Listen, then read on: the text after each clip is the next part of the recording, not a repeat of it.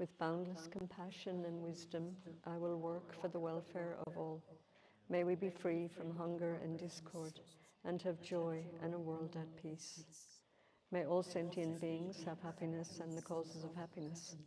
May all sentient beings be free from suffering and the causes of suffering. May all sentient beings never be separated from the happiness which is free from suffering. And may all sentient beings live in equanimity, free from attachment and aversion. May all sentient beings have happiness and the causes of happiness. May all sentient beings be free from suffering and the causes of suffering. May all sentient beings never be separated from the happiness which is free from suffering. And may all sentient beings live in equanimity, free from attachment and aversion. May all sentient beings have happiness and the causes of happiness. May all sentient beings be free from suffering and the causes of suffering. May all sentient beings never be separated from the happiness which is free from suffering. And may all sentient beings live in equanimity, free from attachment and aversion. So we start with the short practice.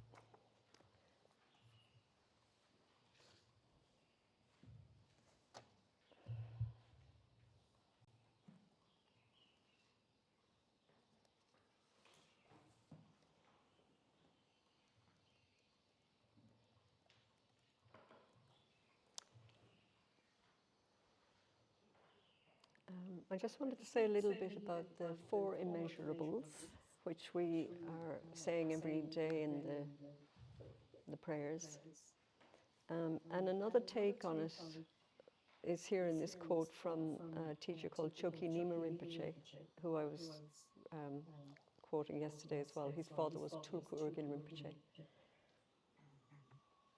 And so these words from Chokyi Nyima Rinpoche, and I guess I'm reflecting on this too in the light of the movie that we were watching last night. Deep sadness, because nothing lasts. Fervent love, because all beings are my beloved family. Lucid openness, because this ordinary mind is full awakening. Sheer joy, because all of this is true.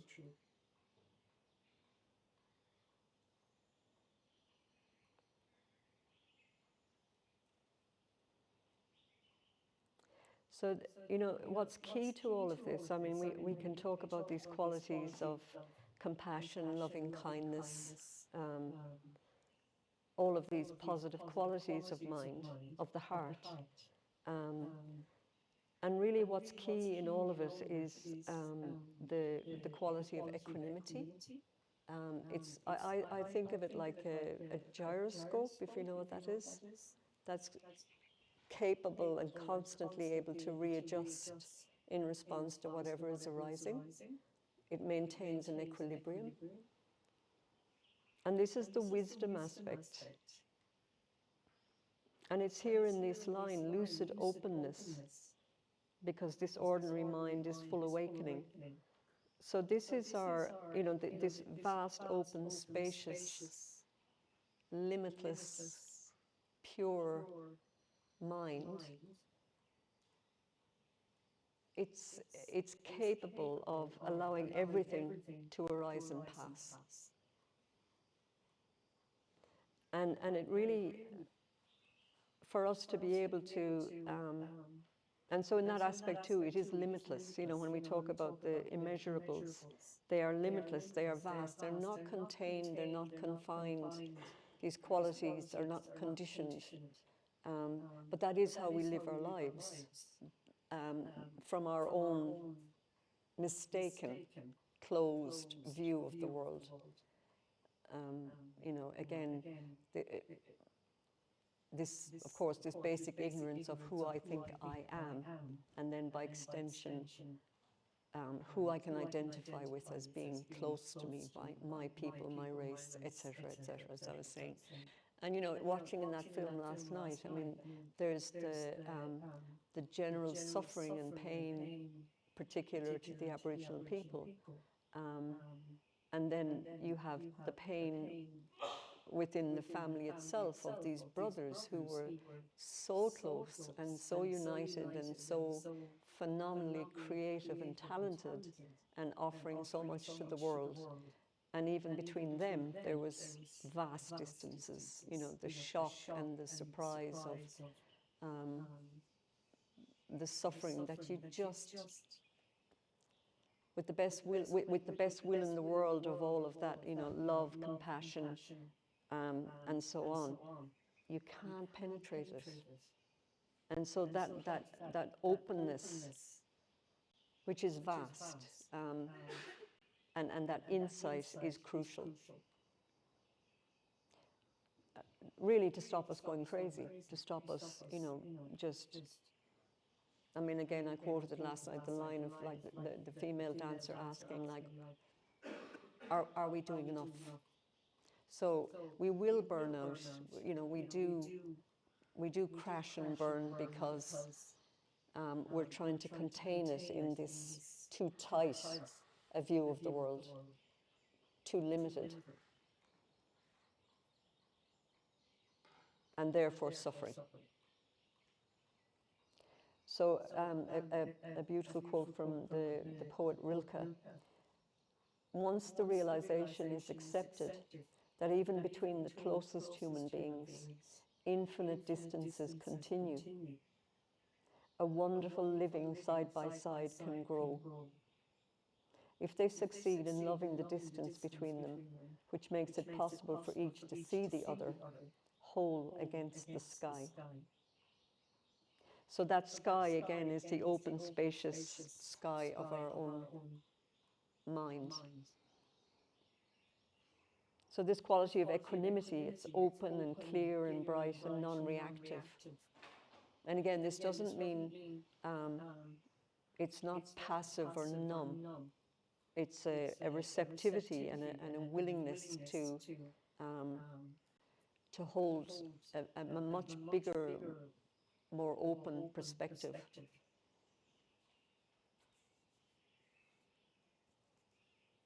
And then in that more wider perspective, the capacity for wise discernment is more available to us. So again, it's moving more from reactivity to responsiveness. And an ability, actually, it's also an ability to bear with a lot of contradictions. I mean, we live in polarities.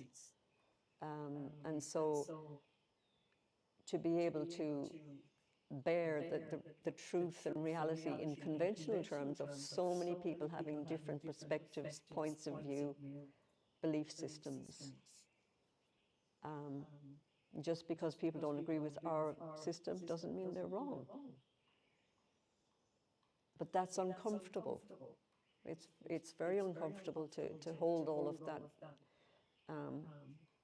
that confusion. So again, the only response to that will support that is not to become nicer and kinder and more loving, but to become more wise. And then out of that wisdom, the kindness and the love and the compassion and all of that can flow more naturally. So I mean, we can relate to this as we look out into the world and how to respond to the suffering that we see in the world. And it doesn't take a lot of looking to see it. But again, the key to all of it, we're seeing it through the filter of our minds. And so this work that we're doing on looking at the suffering that's arising in our own minds is the gateway to how we can then show up in the world and be of benefit and, you know, live in the recognition of our interdependence. I had a remembrance of when I decided to become a nun. And there was this moment where I was packing up the house that I was living in at the time, and feeling very joyful and excited. I'm going to be a nun, I'm leaving, I'm heading out to be a nun. And I was literally running down the steps with my mind like quite, jubilant. And literally mid-step, I had the thought, I'm taking my mind with me. And I burst out crying. I was like, oh my God. But that's a beautiful insight to have. And really, we have to keep coming back to that, like getting real, finding out where, what am I deluded, what am I getting lost into now? There has to be a dropping into it, an acceptance of everything. So that takes me back a little bit to renunciation. And I was going over the four seals yesterday, I think yesterday again, and I didn't mention the fourth seal, which is kind of a natural consequence of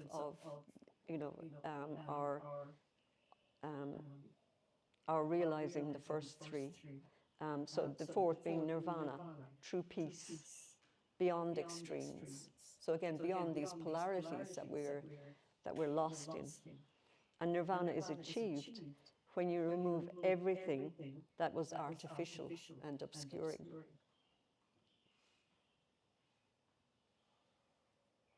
Dzongchen Khyentse Rinpoche says, mindfulness is difficult, mostly because we lack the enthusiasm to develop it, but also because our habit of longing for distraction is both deeply ingrained and extremely tenacious.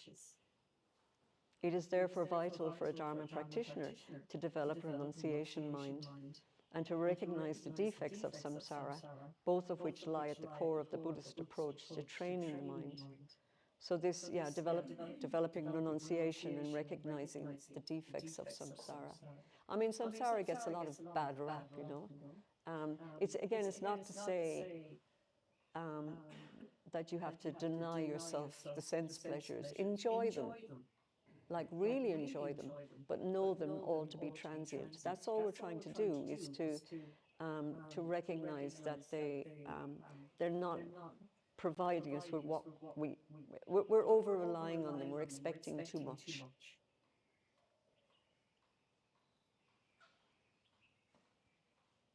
So this is from a teacher, Judith Leaf, talking about renunciation. Although renunciation is a central aspect of the Buddha's teachings, many of us in the West have a difficult time with this idea. Renunciation is not a particularly appreciated cultural value. And even if we are somewhat aware of its value, it may not be all that inspiring.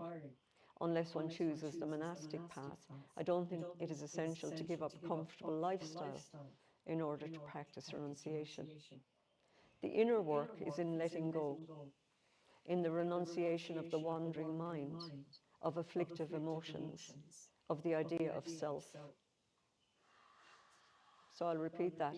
The inner work is in letting go, in the renunciation of the wandering mind, or of afflictive emotions, of the idea of self. So again, we can only do this if we see it, if we see the truth of this wandering mind and afflictive emotions and the mistaken sense of self. and again, for us to see any of that, we really need confidence in us being more than that, trusting and knowing that we are more than that, because that will only then will we have the courage and the confidence and the perseverance to keep going through the pain, often painful stuff of seeing our limitations. So seeing the limitations, knowing that they don't define us. I mean, we were talking about emotions yesterday, and somebody had written about um, that a negative experience is really has defined their personality. This is true of all of us, really. Where it's very difficult for us to differentiate. Like we think that, we say I'm an angry person, I'm a jealous person, I will never be able to da da da da da da whatever. So it's like we've grafted ourselves, merged ourselves with these emotions that we experience.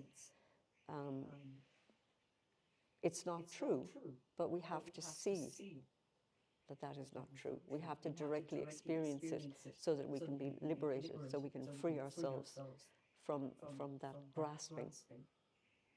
And to do that with incredible patience and respect and love for ourselves and our abilities. It's not getting a stick out and beating ourselves up and trying to get rid of these things. They are in themselves. Everything is okay in itself.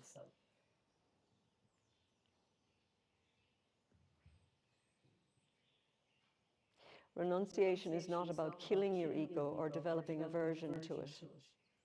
Rather, it is about forming a new relationship with your ego, such that it reflects your deeper values rather than its immediate wants. You don't cease being motivated by your ego. After all, it is a source of interest and energy. Think of the ego as a puppy. It likes to play, chase after things, wants attention, and creates messes, but it is still lovable and a source of warmth in your life. And it can be trained and developed to serve your deeper values. Students often feel dread when I bring up the topic of renunciation, but their fear is unfounded because renunciation enhances rather than diminishes your life.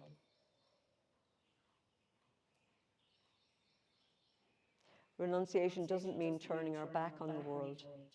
It means turning our back on the conditions that cause suffering, greed, anger, and ignorance, and rediscovering our natural confidence through seated meditation.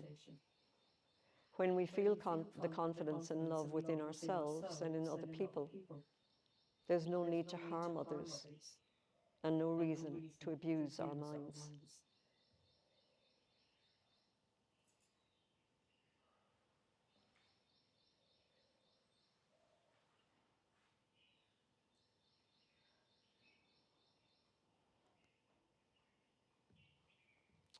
Okay, so we'll do some more practice.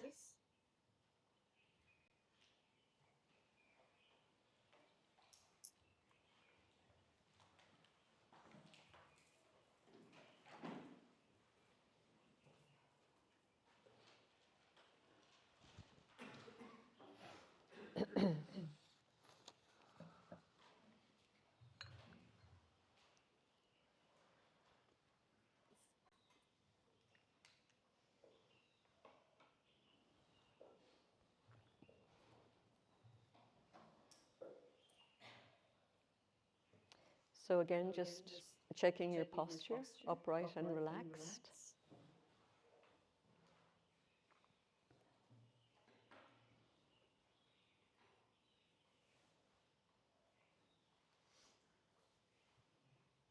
And again, just refreshing our motivation for doing this practice. May it serve to recognize our fundamental nature and in turn help others to do the same. And having confidence in this essential nature, then letting go of any expectations or judgments of what the practice looks like. There's no judgment needed. We just keep showing up.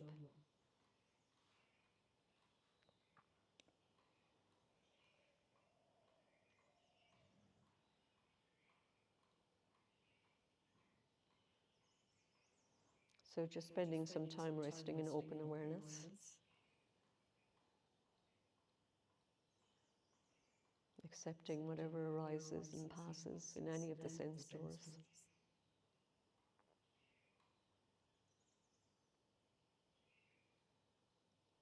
Remaining open to all of it.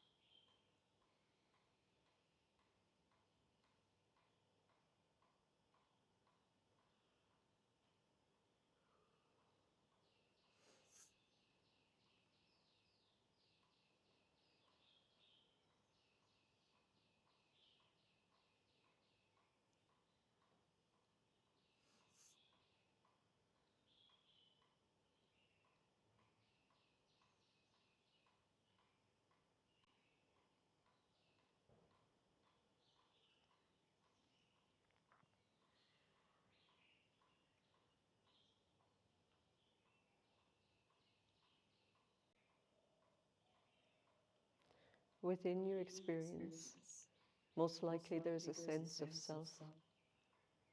Perhaps there is some felt sense, or images, or thoughts about a self. Just take a few moments to recognize if this is the case.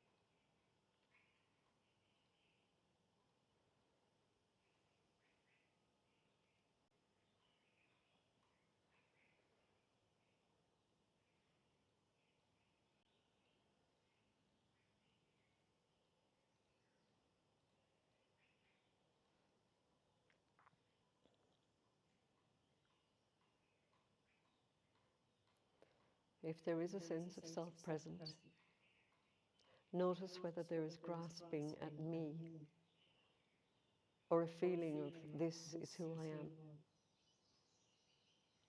Simply inquire into your experience without judgment or expectations,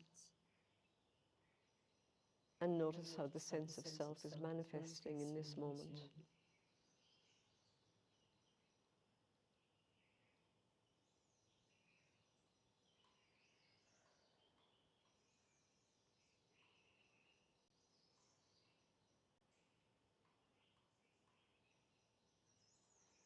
It may also be that you don't find anything when you look for the sense of self. This is fine. If this is the case, there might be a gap in your experience in which the mind is empty of thoughts and so on. You may experience this as non-self. Simply relax into this open, spacious experience and let it be.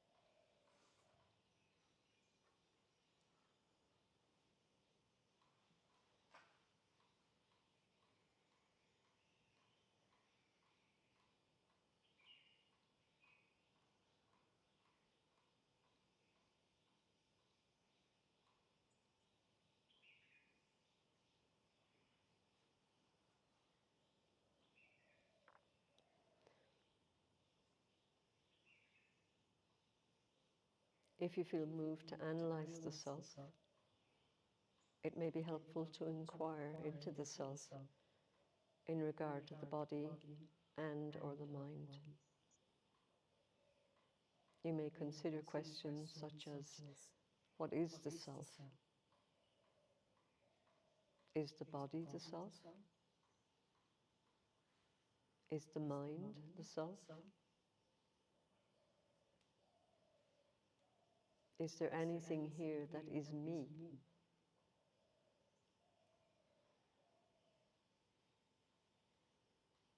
Or where is this so-called self located?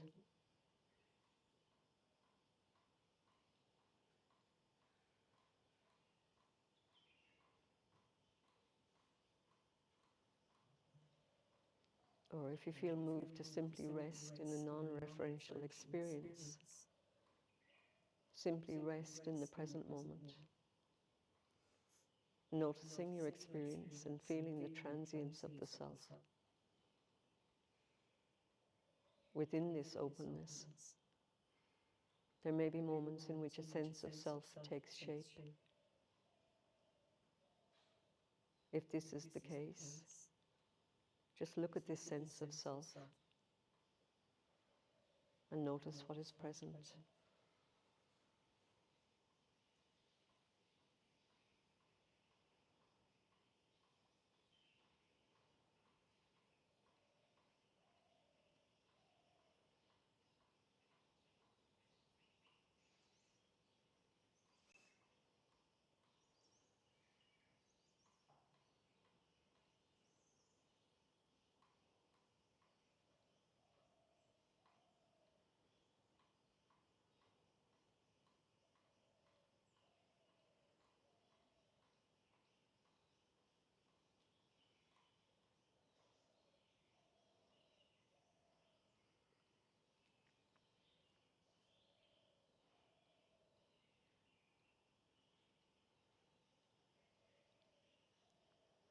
It is completely normal for fear or anxiety to arise as you let go of the constructs that bind you. Simply include this in your experience and inquire into that which is beyond all of the content of the mind.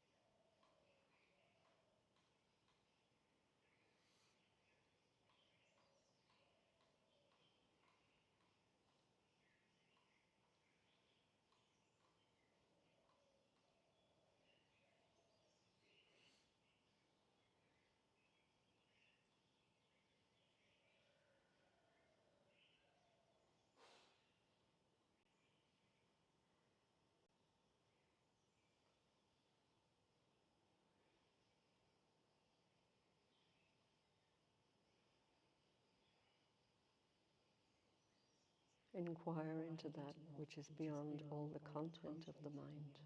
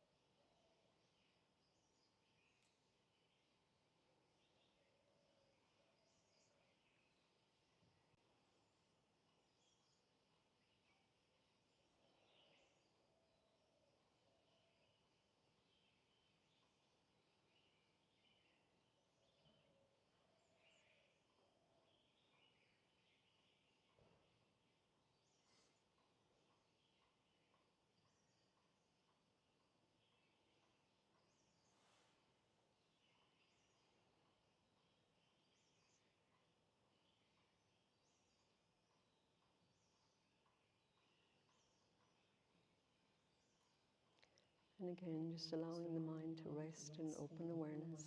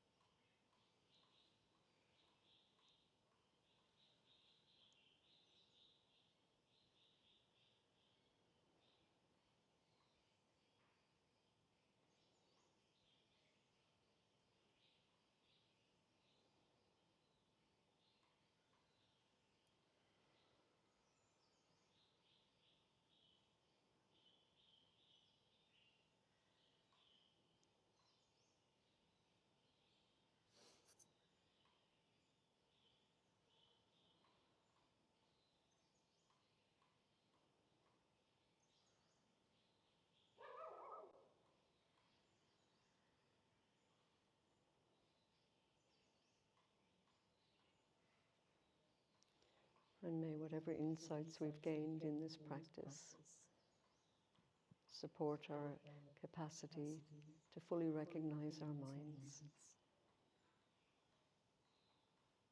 and to be of benefit to all others.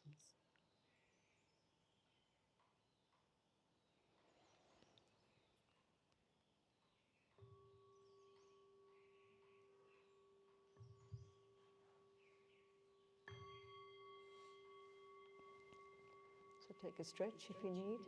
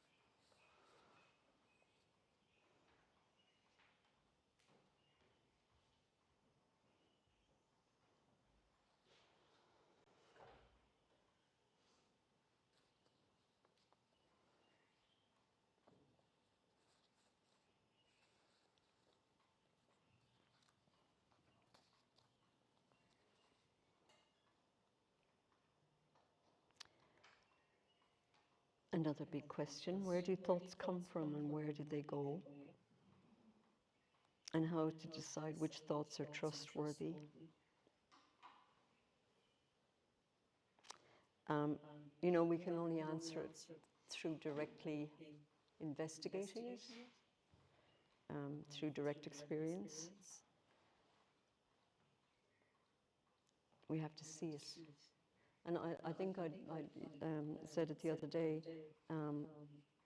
when we do look, where do thoughts come from and where do they go? There's a teaching that says not seeing is the best seeing. And then in that not seeing, we rest in that space. We rest in that not knowing, or not seeing, rather. How to decide which thoughts are trustworthy. Again, this has to come through practice, and the more that we can align ourselves with the open spaciousness of the mind, out of which thoughts arise, abide, and pass, the more that we're aligned with that open, spacious awareness, the less we believe our thoughts and the less we're controlled by them. So that, that supports our the wisdom aspect as well, reflecting on which thoughts to follow and which thoughts not to follow. But yeah, I mean, it's a very, our thoughts, as long as we're believing in them and identifying with them, they're totally in control. So, again, we were in watching that film last night. Suicide is such an example of, following our thoughts and believing that this is going to bring me what I'm looking for. I mean, I did meet a young man in prison who, when he started meditating and following the teachings, and he said that he had attempted suicide. I mean, and genuinely wanted to die. And then when he started reflecting on the teachings and thinking, about thoughts, he was saying that it really shocked him how much he believed his thoughts, and how he was 100% convinced that the suicide was going to be, was a reasonable thing for him to do.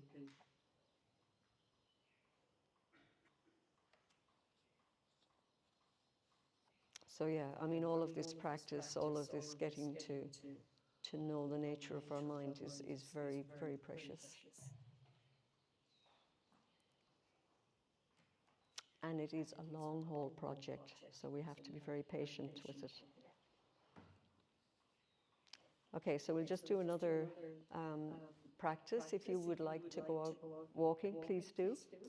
And I'll ring the gong at the end so you know you can go and have your tea.